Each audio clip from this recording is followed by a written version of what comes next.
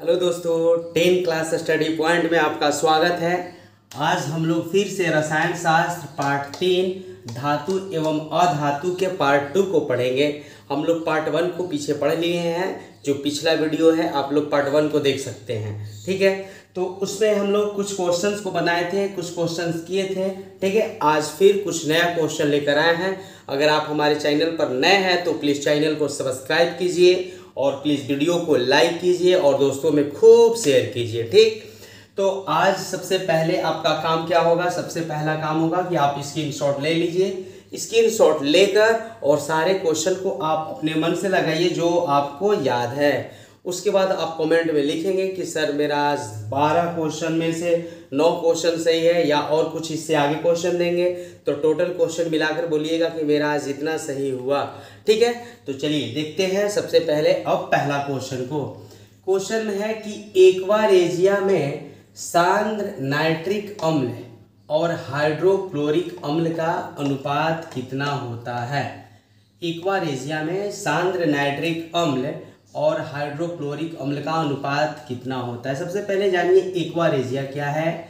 इसको बोलते हैं एक्वारेजिया, जैसे सोना को गलाकर उसको दूसरे तरह से बनाने का जो तौर तरीका होता है उसे हम एक्वारेजिया कहते हैं। एक्वारेजिया में सोना को गलाया जाता है।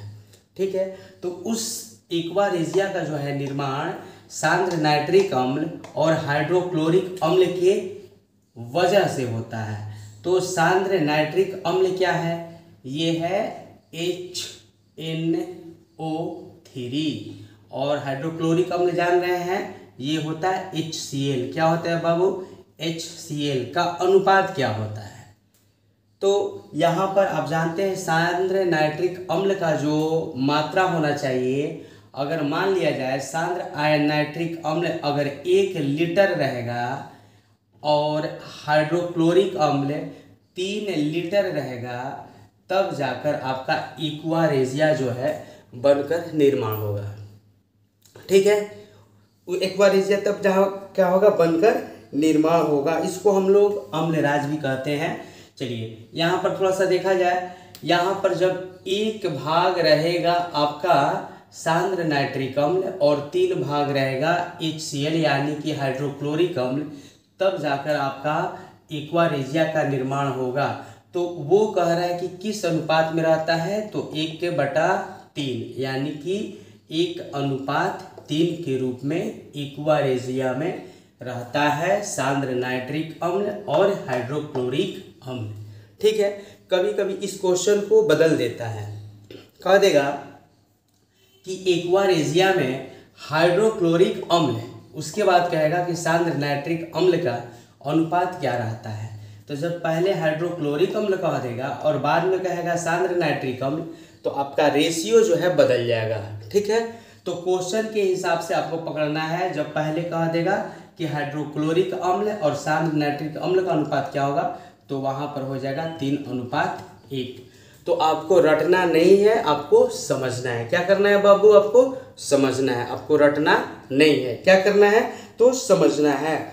तो आप लोग इसको जान गए, इसको अम्लराज भी बोलते हैं या एक्वारेजिया भी बोलते हैं। क्लियर? दूसरा क्वेश्चन देखते हैं।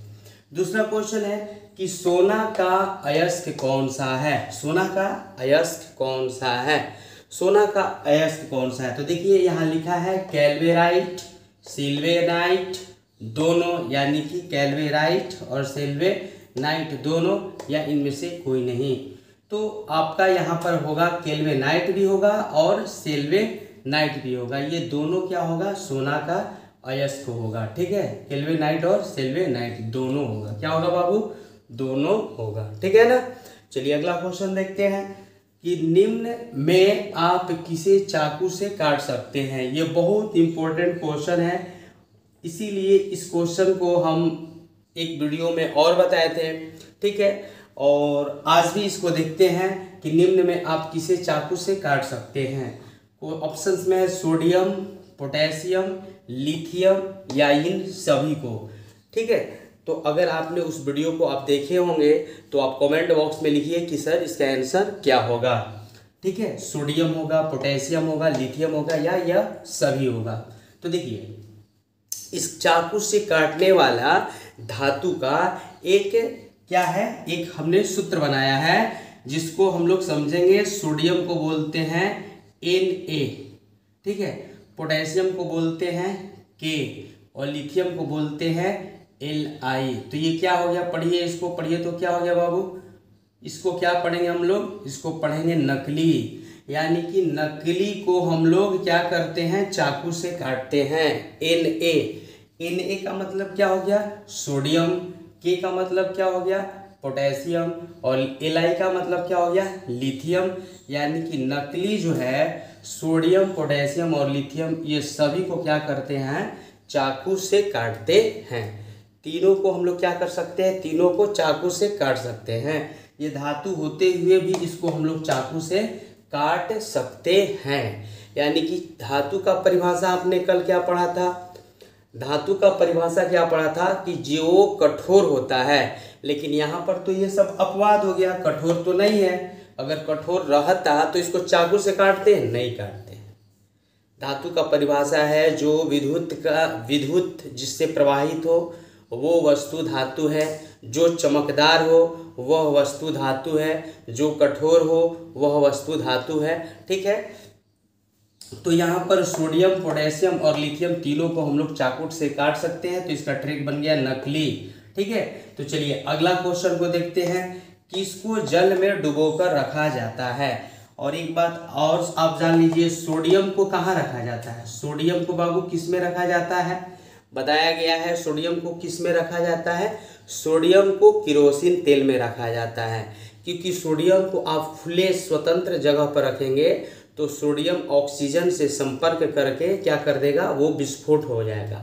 इसीलिए सोडियम को क्या किया जाता है, मिट्टी के तेल में रखा जाता है। ठीक है, चलिए अगला क्वेश्चन है कि किसको जल में रखा जाता है, यानी कि किसको जल में डुबोकर रखा जाता है। ठीक है, तो है सोडियम, लोहा, फास्फोरस या चांदी। तो इसको क्या किया जाता है कि सोडियम को रखा जाता है, कि लोहा को, कि फास्फोरस को, कि चांदी को। तो जल में डुबोकर रखने वाला पदार्थ जो होता है वो क्या होता है, फास्फोरस होता है। फास्फोरस को पानी के अंदर रखा जाता है, फास्फोरस को पानी के अंदर रखा जाता है, क्योंकि वो भी ऑक्सीजन से संपर्क कर क्या हो जाता है, जल जाता है, स्वतः जल जाता है। और फास्फोरस का जो सूत्र होता है क्या होता है बाबू, P4। क्या होता है फास्फोरस का, P4। इसको भी याद कर लेना है, कभी कभी आता है। फास्फोरस का जो रासायनिक सूत्र वो क्या होता है, P4। तो फास्फोरस को कहाँ रखा जाता है, तो जल में रखा जाता है। सोडियम को कहाँ रखा जाता है, तो केरोसिन तेल में रखा जाता है। चलिए आगे क्वेश्चन देखते हैं। विद्युत अपघटन परिसंकरण में शुद्ध धातु को बनाया जाता है। विद्युत अपघटन परिसंकरण में जो शुद्ध धातु है उसको बनाया जाता है, मतलब उसको कहाँ बनाया जाता है। ठीक है, तो क्वेश्चंस में आपका दे दिया है, आंसर में ऑप्शन में है एनोड पर, कैथोड पर, कि दोनों पर, कि इनमें कुछ नहीं। तो देखिए इसका सिंपल ट्रिक आप याद कीजिए। शुद्ध धातु कह रहा है, जब शुद्ध धातु कहेगा, ध किस में आता है, क ख ग घ में ध आता है, क ख ग घ ङ च छ ज ज उसमें ध आता है। यानी कि ध जब आएगा तो अब ध क ख ग में आएगा, तो इसका आंसर क ख ग में क में होगा। यानी कि शुद्ध धातु कहेगा, अगर धातु कहेगा तो कैथोड होगा। और कभी कभी अधातु कहता है, यहाँ शुद्ध धातु कह रहा है तो कभी अधातु कहता है। तो अ किस में आ रहा है, आ में से आ रहा है, तो आ में ए पर कर दीजिएगा, एनोड पर। तो यहाँ पर है शुद्ध धातु, तो धातु हो जाएगा किस पर बाबू, कैथोड पर। और कभी कहता अधातु, तो अधातु आ में ए आता है तो एनोड पर। ट्रिक समझ में आया आपको, बोलिए ट्रिक समझ में आया आपको, क्या बोले हैं बाबू।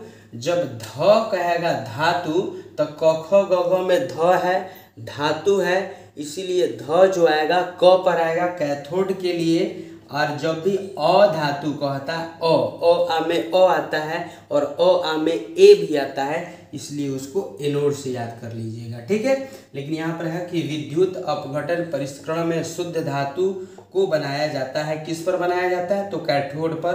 अगर क्वेश्चन इस तरह कह देता कि विद्युत अपघट्ट परिसरण में अधातु को बनाया जाता है, तो उसका आंसर क्या हो जाता?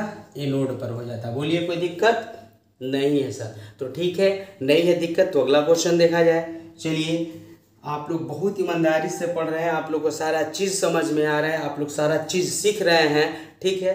कितने बच्चे हैं कि कमेंट करते हैं कि सर हमारा 10 में 10 सही हुआ, 10 में सर हमारा 9 सही हुआ, 5 सही हुआ, 6 सही हुआ। तो इसका मतलब यह निकल कर आ रहा है कि आप लोग वीडियो को रेगुलर देखते हैं और ईमानदारी से देखते हैं। इसके लिए बहुत बहुत धन्यवाद बाबू कि आप लोग हमारे वीडियो को देखते हैं और ईमानदारी के साथ देखते हैं, ठीक है। चलिए अगला क्वेश्चन देखा जाए कि तांबा एवं टीन के मिश्र धातु को क्या कहते हैं? जब तांबा है ना और टीन जब आपस में मिल जाएगा तो मिलने के बाद मिश्रण होता है। मिश्रण का तो परिभाषा जानते हैं, दो या दो से अधिक धातुओं को आपस में संयोग कर कर जो नया पदार्थ बनता है वो मिश्र पदार्थ बनता है, ठीक है। तो मिश्रण का मिश्र धातु का है कि मिश्र तांबा और टीन जब आपस में मिश्र धातु बन जाते हैं तो वो क्या कहलाते हैं? तो उसे हम लोग क्या कहते हैं? पीतल कहते हैं कि कांसा कहते हैं कि लोहा कहते हैं कि एल्युमिनियम कहते हैं? तो उसको हम लोग कांसा कहते हैं। क्या कहते हैं बाबू? कांसा। क्या कहते हैं बाबू? कांसा कहते हैं, ठीक है। उसको हम लोग क्या कहते हैं? तो कांसा कहते हैं। तो कांसा का निर्माण किससे हुआ? तो कांसा का निर्माण तांबा और टीन से हुआ। तांबा और टीन जब आपस में मिलता है तो क्या बनता है? कांसा बनता है। अब पीतल का निर्माण किससे होता है? पीतल का भी निर्माण किससे होता है? दो पदार्थ आपस में मिलता है तो पीतल का निर्माण होता है, ठीक है। तो पीतल का एक ट्रिक होता है पिताजी, ठीक है ना। पीतल का निर्माण तांबा और जस्ता से होता है। पी मतलब पीतल, पीतल का निर्माण ता मतलब तांबा, जी मतलब जस्ता। तांबा और जस्ता मिलता है तो पीतल बनता है। क्या बनता है? अगर कहेगा कि पीतल का निर्माण कैसे होता है तो पीतल का निर्माण त से तांबा ना, आप त से तांबा ज से जी, पिताजी, इसका ट्रिक है पिताजी। पीतल का निर्माण तांबा और जी मिस जस्ता से होता है। चलिए ठीक है, आगे देखा जाए। कौन सी धातु है जो अधिक ताप पर भी ऑक्सीजन से अभिक्रिया नहीं करता है? कौन सा ऐसा धातु है जो अधिक ताप पर भी ऑक्सीजन से अभिक्रिया नहीं करता है, यानी कि ऑक्सीजन उसको कुछ नहीं बिगाड़ सकता है? वो कौन सा धातु है? तो देखिए, सोना एकमात्र ऐसा धातु है जो ऑक्सीजन, मिट्टी, पानी कहीं पर भी उसको रख दीजिए सोना को, वो नष्ट नहीं होता है, बर्बाद नहीं होता है। आप लोगों ने सुना भी होगा कि पहले के राजा महाराजा का जब मकान टूटता है तो घर में सोना का गगरा मिलता है, यानी कि सोना वो नष्ट होने वाला चीज़ नहीं है। अगर नष्ट होने वाला चीज़ रहता तो गगरा फगरा सब सोना का सड़ फड़ के गल जाता है, है ना। तो बहुत प्राचीन समयों कभी जब कभी खुदाई होता है तो वहाँ पर सोना के कुछ धातुएं मिलते रहते हैं। तो सोना जो है ऑक्सीजन के साथ, है ना, या मिट्टी में कोई पानी के साथ या किसी के साथ कुछ अभिक्रिया कर नष्ट नहीं होता है। तो इसमें बाबू क्या है? लोहा है, एल्युमिनियम है, सोना है। तो सोना क्या हो जाएगा आपका? अधिक ताप पर और ऑक्सीजन से कोई अभिक्रिया नहीं करता है। बोलिए, समझ में तो बात आ रहा है? कोई दिक्कत तो नहीं है ना बाबू? चलिए, बहुत बढ़िया है। चलिए आप देखिए आगे कि दुनिया का सबसे कठोर पदार्थ है, दुनिया का सबसे कठोर पदार्थ, उससे अब कोई कठोर अब तक वस्तु नहीं पाया गया है। दुनिया का जो है सबसे जो कठोर पदार्थ है वो क्या है? तो देख लिया जाए, दुनिया का सबसे कठोर पदार्थ जो है, यहाँ पर ऑप्शन में है हीरा, ग्रेफाइट, सोना, चांदी, ठीक है। तो दुनिया का सबसे कठोर पदार्थ जो है वो आपका हीरा है। हीरा जो है कार्बन का अपरूप है। क्वेश्चन में आता है कि कार्बन का अपरूप कौन कौन है? तो हीरा भी होता है कार्बन का अपरूप, ग्रेफाइट भी होता है कार्बन का अपरूप, ठीक है, आयोडीन भी होता है कार्बन का अपरूप, ठीक है। तो इस तरह के आते हैं। कहेगा कि वह कौन सा अधातु है, वह कौन सा अधातु है जो सबसे ज़्यादा चमकीला है? तो आंसर में बाबू हीरा ही होता है। क्या वह कौन सा अधातु है जो सबसे ज़्यादा चमकीला होता है? तो हीरा ही इसका उत्तर होगा। ग्रेफाइट भी चमकीला होता है, आयोडीन भी चमकीला होता है ना, लेकिन सबसे ज़्यादा चमकीला कौन होता है? हीरा होता है। ग्रेफाइट के बारे में आप लोग जानते हैं ना, ग्रेफाइट जैसे कि बच्चे लोग का जो पेंसिल होता है, पेंसिल ब्लैक टाइप का पेंसिल छिलाता है तो छिलने के बाद जो काला काला निकलता है ना लिखने वाला, वो ग्रेफाइट होता है। हीरा कठोर अधातु है और ग्रेफाइट मुलायम अधातु है। सारे बच्चे ये सब जो भी बात बोलते हैं उसको आप नोट्स बुक में कॉपी में लिखा कीजिए। हम हर एक वीडियो में आपसे कहते हैं कि जो भी बात बोलते हैं उसको आप अपने कॉपी में लिख लिया कीजिए, ठीक है ना बाबू। चलिए, तो हीरा क्या बताए? हीरा एक कठोर पदार्थ होता है और वो बहुत चमकीला पदार्थ होता है और दुनिया का सबसे कठोर पदार्थ होता है। ग्रेफाइट जो होता है मुलायम पदार्थ होता है और बच्चे को जो पेंसिल होते हैं, जो लिखा जाता है पेंसिल से, उसमें जो ब्लैक ब्लैक काला काला दिखाई देता है वही ग्रेफाइट कहलाता है। सोना जो है सबसे तन्य धातु है। तन्यता का मतलब क्या होता है? जो जिसको जितना पतला करेंगे वो उतना पतला होता चला जाएगा, उतना पतला होता चला जाएगा, इतना पतला हो जाएगा, इतना पतला हो जाएगा। जिस तरह से धागा होता है ना, इसको हम लोग डोरा कहते हैं, धागा पतला धागा की समान हो जाएगा। और ये भी बात आप लोग जानते हैं कि 1 ग्राम सोने से 2 किलोमीटर लंबी धागा का निर्माण किया जा सकता है। 1 ग्राम सोना से 2 किलोमीटर लंबी धागा का निर्माण किया जा सकता है। और चांदी जो है विद्युत का सबसे ज़्यादा सुचालक धातु है। चांदी जो है विद्युत और ऊष्मा दोनों का सबसे ज़्यादा सर्वोत्तम अच्छा सुचालक है, ठीक है बाबू। तो आप लोग कुछ और जान गए। चलिए, तो इसका आप आंसर क्या जान गए? हीरा। दुनिया का सबसे कठोर पदार्थ कौन है? तो हीरा है। जल में हाइड्रोजन एवं ऑक्सीजन के परमाणु संख्या का अनुपात क्या होता है? जल में हाइड्रोजन और ऑक्सीजन के परमाणु संख्या का अनुपात क्या होता है? तो आप तो जानते हैं कि जल का क्या होता है? H2O। तो हाइड्रोजन 2 ऑक्सीजन 1, है ना। जल में हाइड्रोजन कितना? H2O जो है किसका है? पानी, यानी कि जल का सूत्र है ना। आता है क्वेश्चन कि जल क्या है? तो जल यौगिक है। जल क्या है? यहाँ से क्वेश्चन आता है कि जल क्या है। ऑप्शन में दे देगा तत्व है, दे देगा कि यौगिक है, ठीक है। तो ये जल जो होते हैं क्या होते हैं? तो जल जो है, यह जल बाबू क्या है? जल एक यौगिक है जिसमें हाइड्रोजन का 2 भाग, ऑक्सीजन का 1 भाग, यानी कि हाइड्रोजन एवं ऑक्सीजन के परमाणु संख्या का अनुपात क्या है? परमाणु संख्या। तो हाइड्रोजन के 2 परमाणु है, ऑक्सीजन के 1 परमाणु है, तो 2:1 क्या होगा बाबू? 2:1। कोई दिक्कत नहीं सर? दिक्कत कैसे हो सकता है? आपसे जो पढ़ रहे हैं दिक्कत नहीं हो सकता है, ठीक। चलिए देख लीजिए भाई, नहीं दिक्कत है तो। कार्बन के अपरूप निम्न में कौन है? तो अभी हम लोग बताएं कि कार्बन के अपरूप हीरा होता है, ग्रेफाइट होता है, ठीक है। और आयोडीन भी बताएं कि आयोडीन भी होता है। और यहाँ पर एक चीज़ और सीखेंगे कि कार्बन के अपरूप जो निम्न में कौन है? हीरा भी अपरूप होता है, ग्रेफाइट भी होता है और फ्लोरीन भी होता है। यानी कि यह तीनों होता है बाबू, तीनों होता है अर्थात सभी होता है। और सभी यहाँ पर कर देंगे। तो हम लोग कितना बढ़िया से आज सीख रहे हैं, कितना अच्छा बात सीख रहे हैं, ठीक है। तो हम लोग क्या क्या सीख रहे हैं कि कार्बन के अपरूप निम्न में कौन कौन है? हीरा भी है, ग्रेफाइट भी है, फ्लोरीन भी है और आयोडीन भी है। यहाँ से एक चीज़ और आप सीख लीजिए, फ्लोरीन जो है सबसे ज़्यादा विद्युत का ऋणात्मक है। विद्युत ऋणात्मक सबसे ज़्यादा कौन है? तो फ्लोरीन है। फ्लोरीन जो है विद्युत ऋणात्मक सबसे ज़्यादा है और यह चमकदार भी है, ये भी चमकता है। जिसे ग्रेफाइट चमकता है, हीरा चमकता है, उस तरह से फ्लोरीन भी चमकता है, ठीक है ना। तो फ्लोरीन विद्युत का सबसे ऋणात्मक विद्युत ऋणात्मक तत्व है। फ्लोरीन जो है विद्युत ऋणात्मक तत्व है। याद कीजिएगा। फ्लोरीन विद्युत ऋणात्मक तत्व है, सबसे ज़्यादा विद्युत ऋणात्मक तत्व अगर क्वेश्चन आएगा तो क्या लिखिएगा, फ्लोरीन। सबसे ज़्यादा विद्युत ऋणात्मक तत्व आएगा तो क्या लिखिएगा, फ्लोरीन। चलिए बहुत बढ़िया। अगला क्वेश्चन देखते हैं 11 नंबर।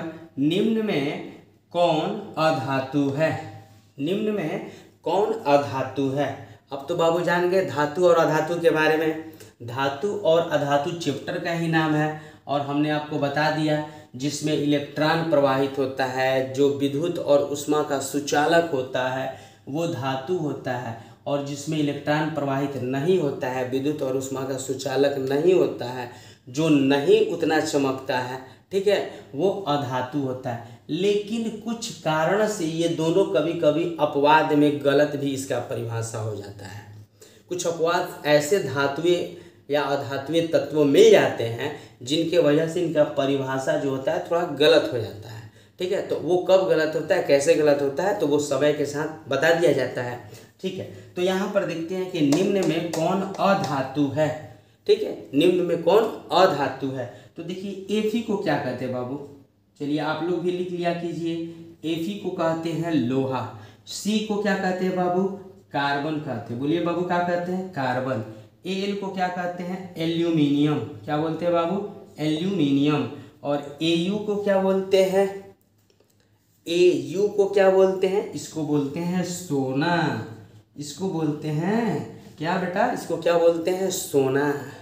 सोना और चांदी, क्या बोले, सोना और चांदी में बच्चे कंफ्यूज हो जाते हैं। Au को बोलते हैं Au को बोलते हैं सोना, Ag को बोलते हैं चांदी। Ag को क्या बोलते हैं, चांदी। याद कर लीजिए, Ag को चांदी बोलते हैं और Au को सोना बोलते हैं। तो बच्चे लोग थोड़ा Au और Ag में कंफ्यूज हो जाते हैं कि Ag को क्या कहें, Au को क्या कहें। तो Ag को चांदी कहते हैं, Au को सोना कहते हैं। तो देख लिया जाए निम्न में कौन अधातु है, और अधातु का मतलब है जिसमें इलेक्ट्रॉन प्रवाहित ना हो, जो विद्युत और ऊष्मा का सुचालक ना हो, वह क्या कहलाएगा, अधातु कहलाएगा। इसलिए कार्बन क्या हो जाएगा बाबू, यहाँ पर कार्बन आपका क्या हो जाएगा, अधातु हो जाएगा, ठीक है, कोई दिक्कत नहीं सर। तो क्वेश्चन नंबर 11 का ऑप्शन नंबर बाबू क्या हो जाएगा, सी हो जाएगा। अब यहाँ पर देखते हैं 12 नंबर क्वेश्चन कि सीसा और टीन के मिश्र धातु क्या है। जिस तरह से हम लोग यहाँ पर सीखे तांबा और टीन मिश्र धातु कांसा होता है, और पीतल का निर्माण तांबा और जस्ता से होता है। 2 चीज सीखे उधर, तो तीसरा चीज सीखेंगे कि सीसा और टीन के मिश्र धातु क्या होते हैं। तो बस सीख लिए, तो वो सीखे सोल्डर की, गन मेटल की, स्टील की, तांबा।